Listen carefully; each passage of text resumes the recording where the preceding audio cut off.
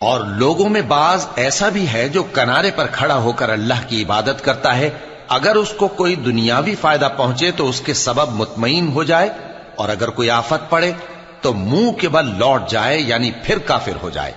اس نے دنیا میں بھی نقصان اٹھایا اور آخرت میں بھی، یہی تو صاف نقصان ہے۔ یہ اللہ کے سوا ایسی چیز کو پکارتا ہے جو نہ اسے نقصان پہنچائے اور نہ فائدہ دے سکے، یہی تو پرلے درجے کی گمراہی ہے۔ بلکہ ایسے شخص کو پکارتا ہے جس کا نقصان فائدے سے زیادہ قریب ہے۔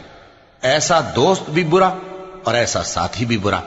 جو لوگ ایمان لائے اور عمل نیک کرتے رہے، اللہ ان کو بہشتوں میں داخل کرے گا جن کے نیچے نہریں بہ رہی ہیں۔